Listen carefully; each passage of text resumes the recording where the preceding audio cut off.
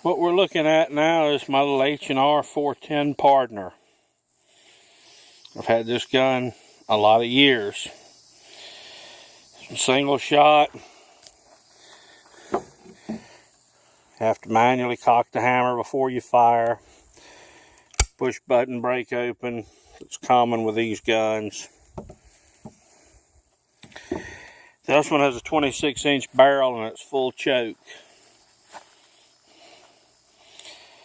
And this gun has been really handy to me over a lot of years.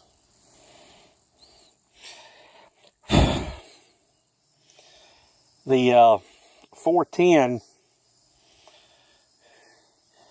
has been useful to me as a pest gun.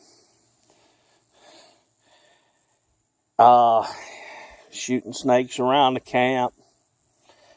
Excellent choice as a small game gun.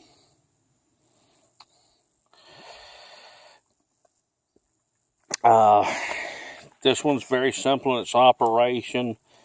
It's a fairly robust gun. They tend to last a long time. Probably been more youngins started off their hunting with this than anything else, except possibly the 22 rifle. When we look at different ammunition for it,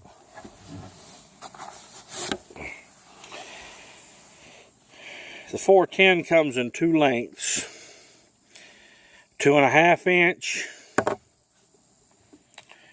and 3 inch. Most of your guns manufactured in the last 40 years will shoot either or in long guns. Some of your older guns will just shoot a 2.5 inch. 410 had gotten to where it wasn't as popular as it once was, and it got brought back with the advent of the Taurus Judge and the Smith & Wesson Governor. Again, some versions of those guns will only take the 2.5 inch shells. But for me, it's kind of one of those guns that every gun guy must have some variant of a 410 because it's useful. If you spend a lot of time in the woods, use it for shooting squirrels, raccoons, snakes.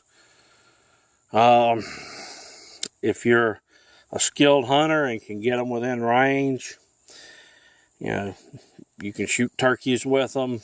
If you shoot buckshot and watch your range, then it'll work for that. Buckshot for a 410 is typically 2.5 inch hulls with 3 triple-aught pellets in it. The loads I have shot tend to shoot well in this gun, out to about 20 yards. You can also buy slugs for them. You can get them in your typical shot sizes. 4, 6, and 8s are probably your most popular. The 2.5 inch shell carries a 1/2 ounce a shot, and the 3 inch carries 11/16 ounce a shot, which is just a shade under 3/4 of an ounce. And in my 20 gauges, 12 gauges, even 16 gauges, a 1/4 ounce a shot would not be that big a deal.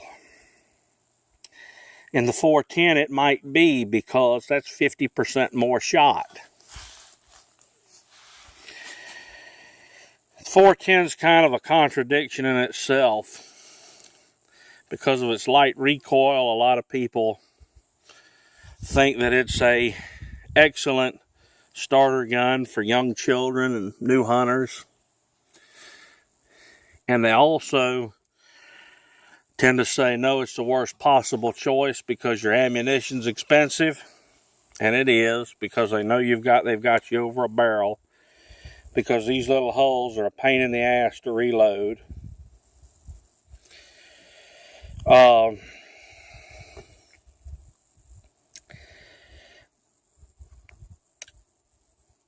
And because of the small shot charges,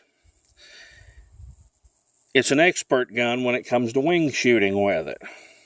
So it's both a beginner's gun and an expert's gun at the same time, depending on what you use it for. This one I bought with a full choke to give me everything I could get as far as range out of it. It's been a useful little tool for a number of years with me.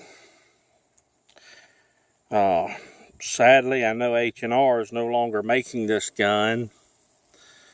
I'm not sure. I think Hatfield or somebody's making a single shot 410 right now. I'm not sure of the quality on those guns. I haven't had a chance to shoot them. I haven't had a chance to really get one in my hands and handle it and eyeball it. This one I've had a number of years. If I actually told you, I'd really be showing my age. I'm going to say it's been over 2 decades. And it's been a fine little hunting implement. Pest control gun. Is it ideal for self-defense? No. But it sure as heck beats rocks in your hands. And if you know what you're doing and practice with it, you can get the hang of loading and unloading this thing really quick and get your shots off fairly easy.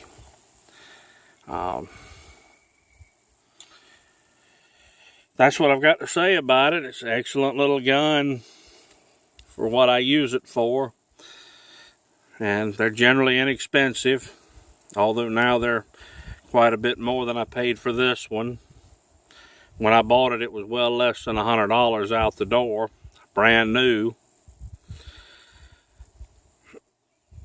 And if it meets your needs, try to track you one down. They're pretty common. Later on.